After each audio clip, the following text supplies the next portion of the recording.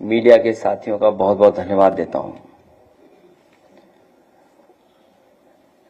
ये आज संविधान मान स्तंभ जो समाजवादी पार्टी में स्थापित किया गया है, हमारी समाजवादी पार्टी के जितने भी कार्यालय होंगे और महानगर के कार्यालय में भी इसी तरह का आयोजन समाजवादी पार्टी के कार्यकर्ता नेता मिलकर के करेंगे। और हमें उम्मीद है कि जिन बातों को लेकर के पीडीए और समाजवादी पार्टी का रास्ता है, उसी रास्ते पे चल करके समाजवादी पार्टी से और लोगों को जोड़ने का काम लगातार चलता रहेगा। समाजवादी पार्टी इकलौती पार्टी है जो हमारे संविधान में सिद्धांत के रूप में समाजवाद शब्द है, वो केवल इकलौती समाजवादी पार्टी में वो नाम आता है। जहां आज संविधान मान स्तंभ की स्थापना हो रही है, वहीं आज हम कारगिल विजय दिवस के तमाम हमारे वीर शहीदों को भी याद करते हैं। मैं उनको भी नमन करता हूं। मैं सभी लोगों का बहुत बहुत धन्यवाद देता हूं।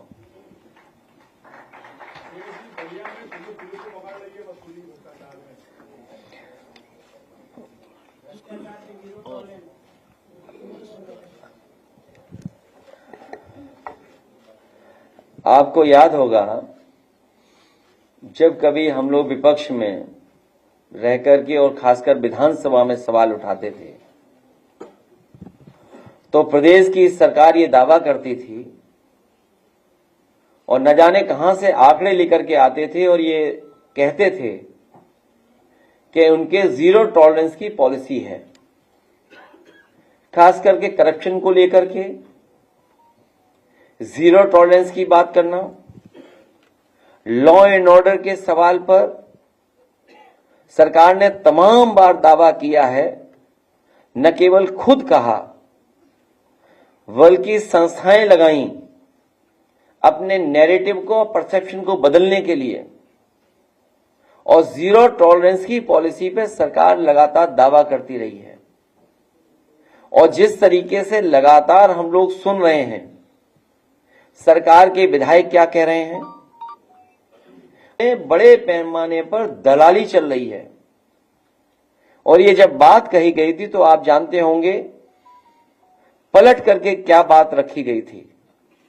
और आज जो हमारे साथी ये सवाल उठा रहे हैं बलिया का लेकर के, आपको जानकारी होगी कि समाजवादी पार्टी के विधायक संग्राम सिंह, उन्होंने विधानसभा में इस बात को रखा था। तो ये एक जगह के भ्रष्टाचार का तो खुलासा हुआ है। उत्तर प्रदेश के न जाने किस किस कोने में कितने बड़े पैमाने पर भ्रष्टाचार चल रहा है। और जो लोग ये होर्डिंग भी पढ़ेंगे या जो हेडलाइन अखबारों में छपी है, बड़ी मुश्किल से ऐसी हेडलाइन अखबारों में मिलती है, पुलिस ही डाकू। बड़ी मुश्किल से अखबारों की हेडलाइन ये मिलती है, पुलिस ही डाकू हर दिन 15 लाख वसूल रही है। सोचिए आप, अगर अखबार ये मजबूरी में लिख रहा है कि वो परेशान होकर के लिख रहा है, और मुझे ऐसा लग रहा है कि हमारे अखबार के लोग भी अब अपनी जिम्मेदारी निभाने लगे हैं और बहुत जल्दी खुल करके जिम्मेदारी निभाएंगे। हम इसके लिए भी अपने लोगों को, आज जब संविधान मान स्तंभ की स्थापना कर रहे हैं, तो अपने पत्रकार साथियों को इस बात के लिए भी बधाई देते हैं। तो ये एक सड़क, एक जिले का भ्रष्टाचार जो दिखाई दे रहा है, पुलिस को पकड़ रही है। प्रधान सांसद जी के क्षेत्र में पता करिए क्या रहा। क्या ये बात नहीं निकली कि पुलिस क्या कर रही थी? वसूली। और ये जो एनकाउंटर का जो डर दिखाते हैं, हमने और आपने कई बार सोशल मीडिया पे वो वीडियोस देखे हैं जहां पर पुलिस रेट तय कर रही थी कि टांग पे गोली मारी जाएगी तो इतना पैसा देना पड़ेगा। और फिर हम लोगों ने वो भी देखा कि जब बंदूक नहीं चली तो पुलिस ने एनकाउंटर के लिए अपने मुंह से ही ठाए ठाए ठाए कह दिया था, याद होगा आपको। क्या आपने हमने नहीं देखा, सुना? और मुझे याद है नोएडा का पहला फेक इनकाउंटर हुआ था, एक इंस्पेक्टर जिम का जो लौट रहा था, पुलिस ने उस पे गोली चलाई थी, वो आज विकलांग है, वो चल नहीं सकता। अगर सरकार उसी समय न्याय दे देती जब हम लोगों ने सवाल उठाया था, तो आज ये उत्तर प्रदेश की स्थिति नहीं बनती। और ये एक घटना नहीं है करप्शन की, हमने आपने लाइव देखी है चीजें। और ये झांसी के हमारे जिलाध्यक्ष बैठे हैं यहां पर, एक नौजवान कुछ पैसे को लेन देन था पुलिस इंस्पेक्टर के साथ, वो रात में उसको पकड़ करके लेकर के उसकी हत्या की थी, इनकाउंटर किया था उसका फर्जी। एफआईआर नहीं लिखी जा रही थी, कोर्ट ने एफआईआर लिखी और अखबारों के माध्यम से मैंने पढ़ा था, उसकी परिवार के सदस्यों ने, खासकर उसकी पत्नी ने कहा था कि अगर मुझे न्याय नहीं मिला तो मैं आत्महत्या कर लूंगी। दुख है इस बात का कि उस परिवार को ये सरकार न्याय नहीं दिला पाई, उसकी पत्नी ने आत्महत्या की। मैं कितनी कहानी बताऊं आपको। लखनऊ में भी एक हत्या हुई है, सरनेनगर इलाके में, कौन बचा रहा है सोचो आप। सरकार में बैठे लोग, खासम खास लोग जिनके पास पैसा है, जिनके पास संपर्क है, उस हत्या का खुलासा नहीं होने दे रहे हैं, और जो दोषी हैं उनको नहीं पकड़ने दे रहे हैं। वो लोग बीजेपी के लोग हैं शामिल। मेरे में पूरी फाइल है कि जहां बीजेपी के लोग ही कानून व्यवस्था को बिगाड़ रहे हैं। तो कितनी कहानी बताऊं, ये तो कुछ जगह की कहानी है। और आप याद कीजिए आईपीएस कितने दिन फरार रहा। कानपुर में जो दंगा हुआ था, मैं आपके सामने कह रहा हूं, कभी न कभी जांच होगी, उसकी दोबारा जांच होगी। वहां पर पुलिस ने जिस तरीके से पैसा वसूला है लोगों पर और खासकर मुसलमान भाइयों से पैसा लिया है, झूठे मुकदमे लगा कर, डर दिखा करके, जब सरकार की जानकारी में आया तो सरकार को अधिकारी हटाना पड़ा। उस अधिकारी ने, उस अधिकारी के साथ मिलकर के लोगों ने करोड़ों रुपए वसूला था।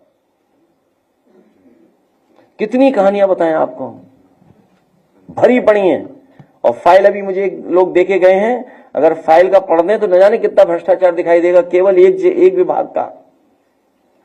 और फिर ये ड्रोन वाला कोई कार्यक्रम चला रहे हैं बीजेपी वाले, ड्रोन उसी से देखेंगे, ऊपर से ही देखेंगे। बताओ, आप अस्पताल जाते हो, ड्रोन की जरूरत है आपको क्या अस्पताल में भीड़ देखने के लिए? लोहिया अस्पताल जाइए, आप सिविल हॉस्पिटल जाइए, पीजीआई आप जाइए, क्या आपको ड्रोन की जरूरत पड़ेगी भीड़ देखने के लिए? आप किसी रेलवे स्टेशन पे चले जाओ, आपको जरूरत पड़ेगी ड्रोन की भीड़ के लिए, देखने के लिए? तो 10 साल रह करके इन्होंने हर व्यवस्था को खराब किया है, हर व्यवस्था, हर विभाग बर्बाद कर दिया। ये दावा करते थे कि मेडिकल कॉलेज बना रहे हैं, भले 13 मेडिकल कॉलेज नहीं बन पाए जिनको एनएमसी ने मान्यता नहीं दी। कहीं मान्यता मिली है 13 मेडिकल कॉलेजों को? और जो मेडिकल कॉलेज हैं उनकी स्थिति क्या है? कहीं इलाज नहीं मिल रहा गरीब को, एक जिला अस्पताल नहीं बनाया जहां पर दवाई, इलाज, इंतजाम पूरा मिल जाए गरीब को। तो स्वास्थ्य विभाग वो दिखाई दे रहा है, और कितना भ्रष्टाचार होगा उसमें पता ही नहीं। ये तो कुछ खुल रहे हैं, और ये खुल इसलिए रहे हैं कि कुछ लोग मोहरा बन गए हैं। वो मोहरा हैं, दिल्ली के वाईफाई के वो पासवर्ड हैं।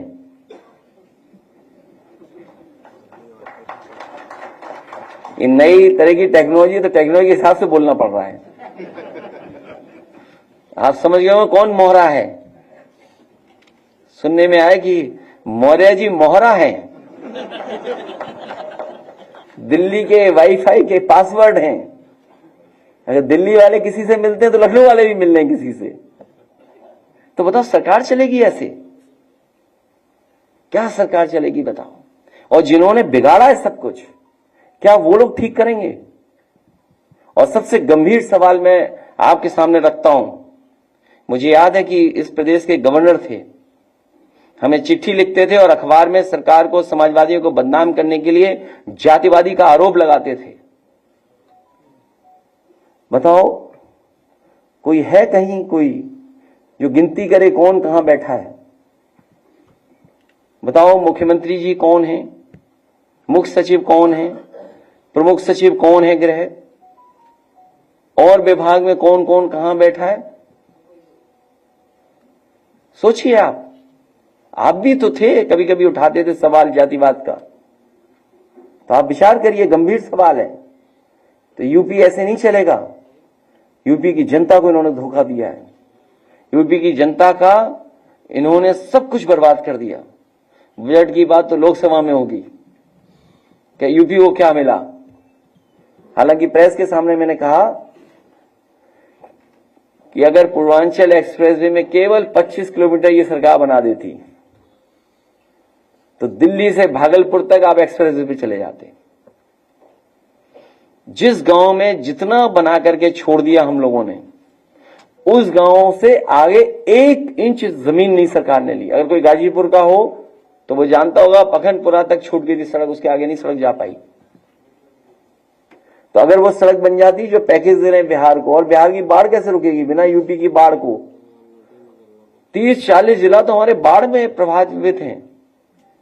नेपाल से बातचीत किए बिना और यूपी की बाढ़ को रोके बिना बिहार की बाढ़ कैसे रुक जाएगी? यूपी की बाढ़ नहीं रुकेगी। तो इसलिए आप खेल देखिए दिल्ली के वाईफाई के पासवर्ड का। समीक्षा बैठक में नहीं जा रहे दोनों डिप्टी सीएम। नेम प्लेट वाले मामले पर अपने जो फैसला उसको बरकरार रखा है। किसमें? सुप्रीम कोर्ट ने जो नेम प्लेट वाला मामला था सर, दुकानों पे लगाने वाला, उस पर अपना वो मैं कह चुका हूं सर, दोबारा क्या कहना। मैंने तो कहा ना कि ये लोकसभा चुनाव में आखिरी कम्युनल जो इनकी जो कम्युनल जो पॉलिटिक्स थी उसका अंत अगर किसी ने किया तो समाजवादियों ने किया, पीडीए परिवार के लोगों ने किया। ये जो कम्युनल पॉलिटिक्स थी, सांप्रदायिक राजनीति भारतीय जनता पार्टी, उसको अगर किसी ने रोका है और उस राजनीति को अगर किसी ने खत्म किया है तो समाजवादी लोग और पीडीए परिवार के लोगों ने। और हम लोगों पे आरोप लगाते थे कि ये एमवाई पार्टी है, लेकिन मुझे खुशी है कि इस बार पीडीए परिवार ने दोनों एमवाई को हरा दिया। जी, मुख्यमंत्री जी की मंगलवार बैठक में दोनों डिप्टी सीएम नहीं गए। और जो देखते नहीं आप, जब दिया आखिरी में फड़फड़ाता है तो ये फड़फड़ा रहे हैं, इसीलिए होर्डिंग लगवा रहे हैं। लेकिन मैं धन्यवाद देता हूं कि सौहार्द में जयते के लिए जो सुप्रीम कोर्ट ने फैसला लिया उसके लिए बहुत धन्यवाद। और सुप्रीम कोर्ट को स्वयं संज्ञान में चीजें ले लेनी चाहिए उत्तर प्रदेश की कुछ गतिविधियों पर। अखिलेश जी दोनों डिप्टी सीएम नहीं गए। एक तो मुख्यमंत्री के कार्यक्रम में आज नहीं गए, कल उनके जो बैठक थी उसमें नहीं गए, और ये दिल्ली तक। क्यों तुम्हें समझ में नहीं आता? मैंने कहा दिल्ली के वाईफाई के ये सब पासवर्ड हैं। गैर मान्यता प्राप्त मदरसों के लिए आदेश जारी हुआ है कि उसको बंद। क्या चीज? रुक जाओ भाई, उधर सुन लें, तुम बड़े पत्रकार हैं। किसका? मुझे लगता है ये विंटर डिस्काउंट तक चलाना पड़ेगा।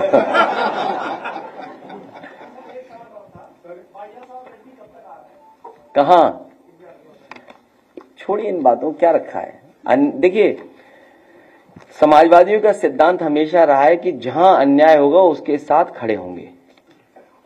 अगर उन्होंने ये बुलाया और कहा कि बड़े पैमाने पे उनके कार्यकर्ताओं की जान ली गई है और यूपी की तरह बुलडोजर वहां चल रहा है, तो इस बुलडोजर संस्कृति के खिलाफ हैं।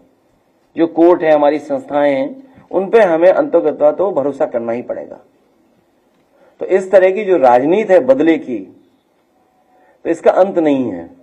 मान लीजिए यहां बुलडोजर चला, यहां फेक इनकाउंटर्स हुए, आपने देखा लाइव हत्या हुई। सोचिए आप, लाइव क्या मर्डर हुआ, तो क्या अंत है इसका? इसीलिए मैंने आपसे कहा कि मैंने उदाहरण दिया कि अगर पहला जो फेक इनकाउंटर हुआ था, अगर सरकार उसी समय कार्रवाई करती वो आज भी जिम इंस्ट्रक्टर विकलांग है, सरकार ने कोई मदद नहीं की उसकी। तो आज ये स्थितियां नहीं बनती उत्तर प्रदेश में कि पुलिस को पकड़ रही है, पुलिस को लूट रही है, सोचिए आप। और हमसे बेहतर आप जानते होंगे, हम तो जा ही नहीं पाते किसी कार्यालय या मंत्री से उठने बैठने। आप में से तो बहुत लोग उठते बैठते हैं मंत्री जी के यहाँ, सब तरह कार्यालयों में घूमते हैं, आप जा सकते हैं। तो आपको हमसे ज्यादा भ्रष्टाचार पता है, लेकिन आप बताते नहीं हो। नहीं पता है आपको, ऐसा नहीं है कि आपको नहीं पता है, आपको सबको पता है, और आपको अपने विभाग का भी पता है। सबसे बड़ी बात यह है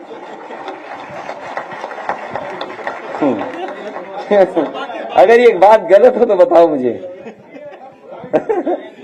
नहीं, आप ही लोग कोई बता रहा था ना, इसलिए मैं बता। क्या हो गया संतोष जी?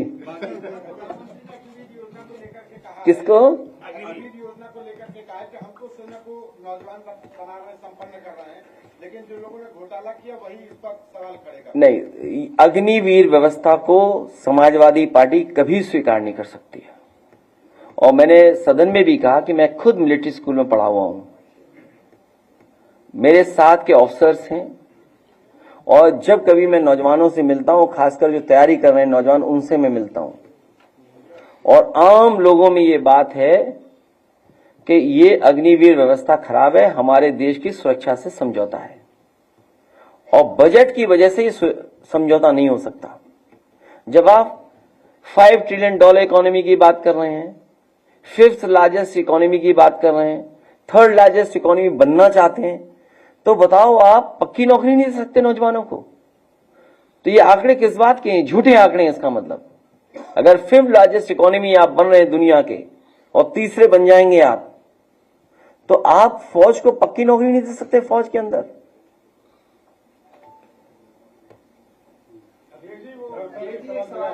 लोकसभा चुनाव के बाद जिस तरह से बीजेपी की सीट कम हुए हैं, तब उनको जो है लगा कि भ्रष्टाचार के जीरो टॉलरेंस को स्टार्ट करना चाहिए। क्या ऐसा लगता है क्या? मेरे से ज्यादा आप जानते हो कितने परेशान है भाजपा के लोग, उन्हें समझ में नहीं आ रहा कि क्या मुद्दा उठाएं। शासन आदेश जारी हुआ है कि गैर मान्यता प्राप्त मदरसों को बंद किया जाएगा, इससे लाखों बच्चे प्रभावित हो रहे हैं। गाँव में जो मकतब था वो बंद किया जा रहा है, और मदरसों से हिंदू बच्चों को निकालने का भी शासन आदेश जारी हुआ है। मदरसों में पढ़ाई अच्छी हो, और अपने जो उनका बोर्ड है उसके हिसाब से जो उनकी व्यवस्था थी उस पे सरकार को बहुत ज्यादा हस्तक्षेप नहीं करना चाहिए। और सरकार इसलिए हस्तक्षेप कर रही है मदरसों पे क्योंकि उन्हें बोर्ड का और परसेप्शन बनाना है। समाजवादी लोग आएंगे तो मदरसों को मॉडर्नाइज करने का काम और उनको सुविधा देने का काम होगा पढ़ाई को लेकर के।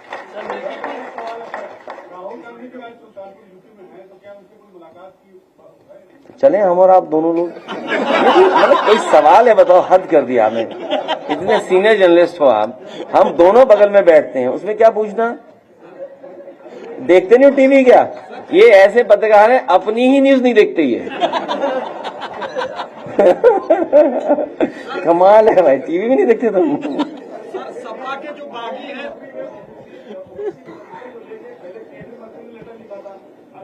देखिए, ये जो नए, इसीलिए जरूरी था ये संविधान मान स्तंभ, क्योंकि ये हमें, जो हमारे पिछड़े लोग हैं जिनको अधिकार नहीं मिल रहा है, या जो गैर बराबरी की लड़ाई है, जो संपन्न बनाने का आंदोलन रहा, तो ये गैर बराबरी बढ़ रही है और संपन्न लोग नहीं हो पा रहे हैं, तो उस लड़ाई को और मजबूत बनाना है हम लोगों को। वो इसलिए लिख रहे हैं कि वो दोनों पाले में रहना चाहते हैं कि यहां भी बदनाम ना हो, ये भी बात चलती रहे। और आरक्षण की जो मूल भावना थी उससे खिलवाड़ हुई है, मूल भावना से। अब कंपटीशन खत्म कर दिया इस बीजेपी ने कंपटीशन खत्म कर दिया, सबको अपनी जगह बांध दिया। इसीलिए जाति जनगणना हो और आबादी के हिसाब से नौकरी मिले, उसके लिए समाजवादी लोग काम करते रहेंगे और लड़ते रहेंगे। ये कोई छोटी लड़ाई नहीं है, बहुत लंबी लड़ाई है, क्योंकि मूल भावना से खिलवाड़ इसलिए हो रही है कि जो पिछड़े, दलित, वंचित, शोषित और जिसके लिए हमारे तमाम लोगों ने संघर्ष किया। बाबा साहब भीमराव अंबेडकर जी ने संविधान में व्यवस्था बनाई। ज्योतिबा फूले और साहूजी महाराज के बारे में आज जब हम लोग कह रहे हैं, बात याद कर रहे हैं, 26 जुलाई कब आरक्षण की व्यवस्था लागू हो रही थी? सोचिए, उस समय से लड़ाई चल रही है। तो ये जो हमारी मूल भावना से खिलवाड़ करने का काम बीजेपी के लोग कर रहे हैं। कभी भी बीजेपी पिछड़े दलित पीड़ित परिवार को हक सम्मान नहीं दे सकती। अखिलेश जी, मिल्कीपुर जीतने के लिए बीजेपी फोकस है, 4 मंत्रियों को लगाया गया, जिम्मेदारी दी गई है। जनता मिल्कीपुर से ने बहुत अच्छी तरह हराएगी। जो बागी विधायक थे, जो कार्रवाई की जाए, क्या की जाए? हम तो चाहते हैं कि जो बॉडी है, जो हमारी संस्था है, न्याय देगी हमें। विधानसभा से हमें न्याय मिलेगा। जो हमारी विधानसभा है वो न्याय देगी कि ऐसे लोग जिन्होंने समाजवादियों को धोखा दिया उनकी संस्था खत्म करे।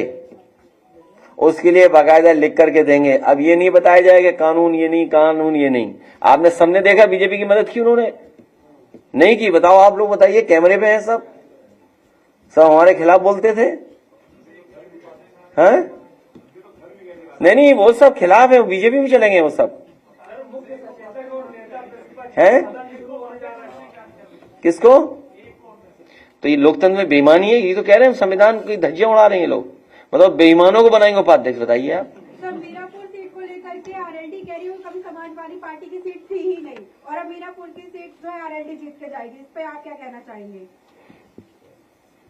ये कौन दल क्या कह रहा है? छोड़िए इन बातों, कुछ नहीं है। 1902 में हाँ?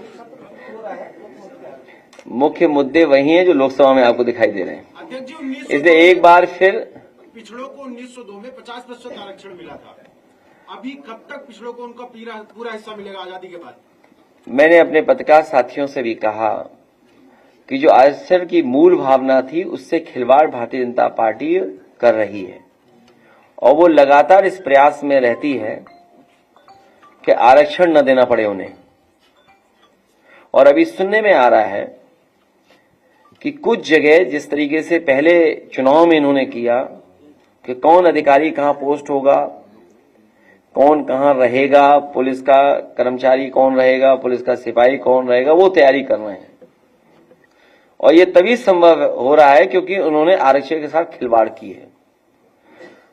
बड़ी लड़ाई है कि जाति जनगणना हो और आबादी के हिसाब से सबको हक सम्मान मिले।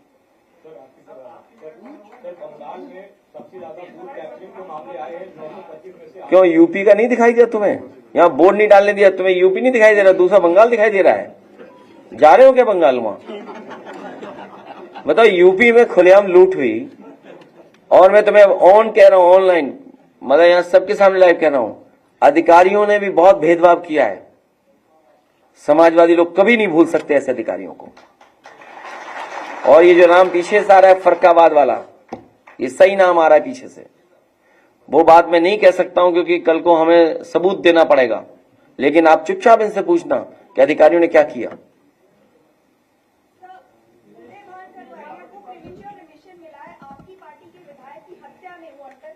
इसके लिए कानूनी लड़ाई लड़नी चाहिए, और इसीलिए हम कहते आए हैं, और बहुत से लोग जानते हैं कि संविधान और कानून की धज्जियां बीजेपी उड़ाती है। इसमें जो भी कानूनी पक्ष होगा उनके परिवार के लोग उस पर विचार करेंगे। कोई सुझाव राय हो तो चुपचाप भेज दो। हमारे आशु मलिक जी पार्टी के लिए बहुत काम कर रहे हैं, गाना बनाने का। तो एक हमारे बहुत ही, जिन्होंने हमेशा पार्टी के लिए गाना गाया, मैं कहूंगा आप लोग एक बार वो सुनिए गीत उनके पार्टी का। पल्लवी पटेल जी मुख्यमंत्री से मिल रही हैं लगातार। अच्छा, मुख्यमंत्री से आप मिलाओ, हम मिलाए, कौन मिलाए? सब जाए मिलने जाओ, क्या मिलेगा वहां? मिलेगा क्या बताओ? कोई सदस्य बना देंगे वो? हैं? बस ये सदस्यता बचा लो हमारी। चलो उन्हें छोड़ दिया, नहीं माने, पीडीए की परिवार की है तो सदस्यता ना ली जाए उनकी। ये काम मुख्यमंत्री नहीं कर सकते, ये हम ही कर सकते हैं। ये काम मुख्यमंत्री नहीं कर सकते। पीडीए परिवार की आधी आबादी है, तो आधी आबादी के खिलाफ हम लोग कार्रवाई नहीं करेंगे।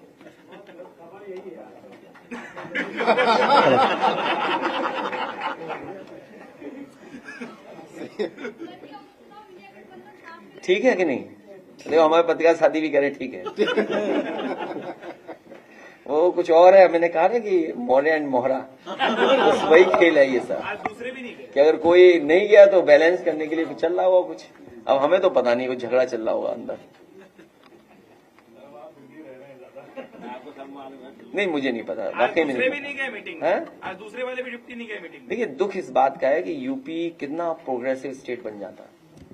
दोनों दिल्ली लखनऊ एक करके काम करते तो सोचो कहाँ यूपी पहुंच जाता। बताइए 15 कितना पैकेज मिला है आंध्र प्रदेश को? 15,000 करोड़ का। और आपके बुंदेलखंड का जाने 15 करोड़ से ज्यादा खराब कर दिया पैसा सरकार ने। सोचिए स्टेट कितना बड़ा है। 20-25 हजार करोड़ की तो सड़क ऐसी बना देता है स्टेट अपने बजट से। मुख्यमंत्री अपनी सड़क नहीं बना पाए, बताइए आप। ये जो गोरखपुर लिंक है, कभी आप पूछिए ना पत्रकार साथी, क्यों नहीं जाते आप पूछने कि गोरखपुर लिंक कम बनना था 2021 में, आज क्या है और कितने किलोमीटर का है? 90 किलोमीटर का है। कितने हजार करोड़ का बन रहा है? लगभग 6,000 करोड़ का। यही तैयारी है जो बताइए अभी कि 90 किलोमीटर सड़क 6,000 करोड़ में। कोई गणित का स्टूडेंट हो तो बताना कितने पर किलोमीटर की पड़ी सड़क बताओ।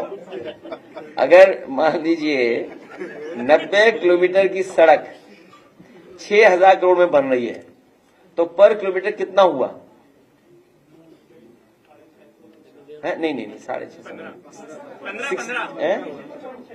66 पॉइंट्स, मतलब जो भी वो 66 करोड़ की बने पर किलोमीटर। तो बताओ ये गोरख धंधा है कि नहीं है? यही बताना है जनता को। और क्या? महंगाई देखिए कहां पहुंच गई महंगाई। बेरोजगारी देखो आप, हर आदमी बेरोजगार है।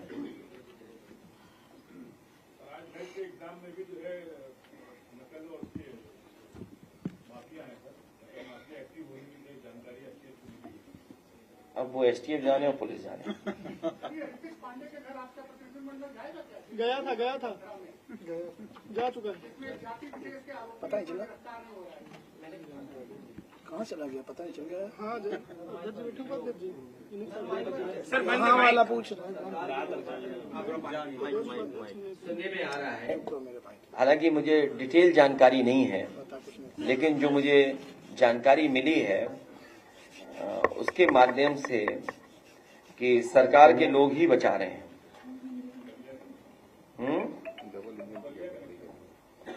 नहीं, बलिया नहीं है, लखनऊ सरोजनी नगर कनेक्शन है। नहीं वो पता है आपको भी। चलो मेरा माइक नहीं छा। एक मिनट।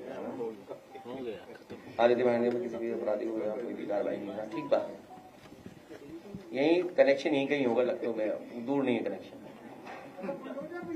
चलाइए इसको, चलाइए। कभी नहीं चलेगा, वो चाबी खो गई होगी उसकी। हेलो। जब बीजेपी के लोग अन्याय करते हैं तो चाबी खो जाती है। सर, फूल मंडी पर कल जिस तरीके से बुलडोजर चला उस पर क्या कहेंगे आप? हालांकि मैंने खबर ये पढ़ी थी कि लीज पे दी गई थी दुकानें। उप मुख्यमंत्री अगर लीज पे दी गई तो ये आपसी उनका अपना है, और एक ने प्रशासन पे दबाव बना लिया होगा, प्रशासन के साथ खड़ा हो गया तो मंडी चली गई। जो अब्बानगर पे जो बुलडोजर पूरा चला है तो उसके बाद वहाँ पे उन्होंने दूसरे लोग मना कर दिया, ट्वीट भी डिलीट हो गया। देखिए पॉलिटिकल है सब, उसमें पॉलिटिकल है। और अभी सुनने में ये आ रहा है कि जो जिस स्थान से कुकरेल नदी निकली है, कहाँ से निकली? हाँ, अस्थि गांव से, तो वहां तक बुलडोजर चलने जा रहा है। बताइए आप, जो रिवर फ्रंट बना खड़ा है उसको नहीं ठीक कर रहे, एक नाले को रिवर फ्रंट बना रहे हैं। आप खुद मतलब पढ़े लिखे आदमी, आप ये पूछिए उनसे क्या ये नाले को क्यों बना रहे हो रिवर फ्रंट, और उसमें जो गंदा पानी आ रहा है वो कैसे रोकोगे आप? कहाँ पे? तो योगी जी का ये पुराना योजना है, तो तुम्हारे चैनल का नाम क्या है? मिटा के हम एनडीटीवी लिख देते हैं। ये कोई बात है? तो एनडीटीवी हो जाओगे क्या तुम? और आप सोचिए उनको। नहीं, वही मैं कह रहा हूं कि ये सरकार जो रिवर फ्रंट बना है और मैं आज भी कहता हूं, कई बार कहा सदन में, कहा यहां कहता हूं, इंडिया का one of the best river front है ये गोमती रिवर फ्रंट। और इसकी डिजाइन से लेकर के सब कुछ अच्छा है। मैं एक बार खुद देखने गया हूं कई वर्षों बाद, जो वहां फाउंटेन्स लगे उसकी नोजल में आज भी जंग नहीं लगी है, और कई करोड़ रुपए के फाउंटेन्स आज भी वो जो कंटेनर में बंद पड़े हुए हैं। और one of the best green plantation हुई है वहां। तय किया गया किस सीजन में कौन सा फ्लावरिंग होगा, उस हिसाब से उसमें प्लांटेशन हुई। और यही अगर गंगा एक्शन प्लान 1 पढ़ोगे आप लोग, उसमें यही था कि नदी साफ तब होंगी जब नदियों में कोई भी गंदा पानी नहीं आएगा। गंगा एक्शन प्लान 1 जो प्रोजेक्ट चला था राजीव गांधी जी के जमाने से, तो वही और उसी से मिलता जुलता हम लोगों ने डिजाइन कर करके किया कि कोई भी गंदा पानी इसके अंदर नहीं आएगा, चैनलाइज की रिवर। तो ये एक एग्जाम्पल था कि हम अपने शहरों के अंदर नदियां कैसे साफ पानी से बहें। लेकिन उन्हें क्यों पसंद आएगी ये सब चीजें? जब हम इत्र की बात कर रहे थे तब वो गोबर की बात कर रहे थे, तो उससे उम्मीद क्या करोगे आप? तो इसीलिए नाले को वो रिवर फ्रंट बना रहे हैं। सबसे पहला काम अगर होना था तो गरीबों का घर नहीं उजाड़ना चाहिए था। हालांकि गरीब जानता ही नहीं, उसे साइन करवा लिया, वो सहमति हो गई। गरीब को पता नहीं था, उसे साइन करवा लिए सब सरकार के लोगों ने, और आम सहमति से सब खाली करवा लिया होता है अखबार नगर।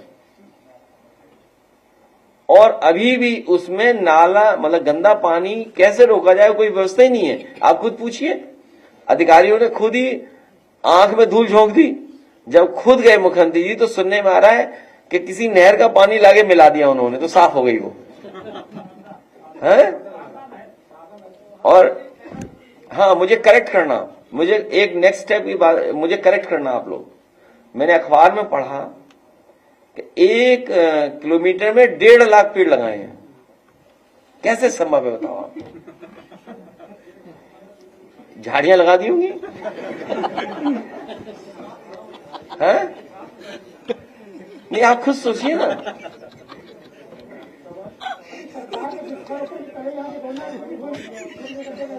हैदर करनाल के तकरीबन 5 लाख परिवार। क्यों याद दिला रहे हो यार? कहीं सरकार को पता लग गया तुम्हारा सुझाव तो बेचारे गरीबों को उजाड़ दिए जाएंगे। क्यों तुम ऐसी बातें करते हो भाई? सुझाव नहीं, नहीं हैदर कैनाल पे क्यों सरकार को बता रहे हो रिवर फ्रंट बना दो? कितने गरीब चले जाएंगे उसमें। नहीं, ऐसा मत करो। तो क्यों ऐसा तुम याद दिला रहे हो? क्यों तुम दुश्मन हो गया जनता के, गरीब के? क्यों याद दिला रहे हो तुम? अच्छा, कहीं हैदर कैनाल में कुछ नहीं हो रहा, ये बेमतलब याद दिला रहे हैं? कहीं प्रोजेक्ट बन रहा है? क्या चीज? अरे अधिकारी लोग नोटिस ले देते तो पैसा वसूल लें, वो ये मेरी जानकारी में नहीं, मेरी जानकारी में नहीं। हैदर कैनाल तो बहुत लोग गरीब चले जाएंगे हैदर कैनाल में, नहीं बहुत गरीब लोग होंगे।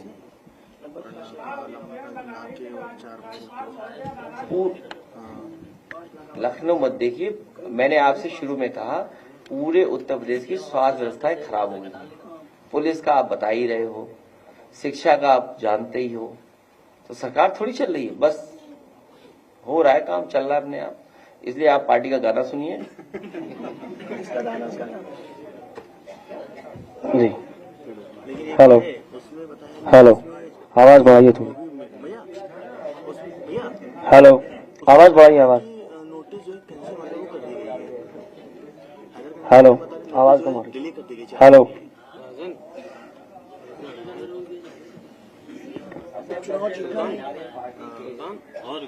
हमारे पार्टी के ज्यादातर गाने, और सबसे पहले इन्होंने नेताजी का गाना गाया था। नेताजी के जन्मदिन पर सबसे पहले गाना इन्होंने नेताजी के जन्मदिन पे बनाया था, और उसी दिन से फिर हमने इन्हें पार्टी के लिए रख लिया। क्या अपना काम तो करते रहना, लेकिन पार्टी के गाने भी फ्री बनाते रहना।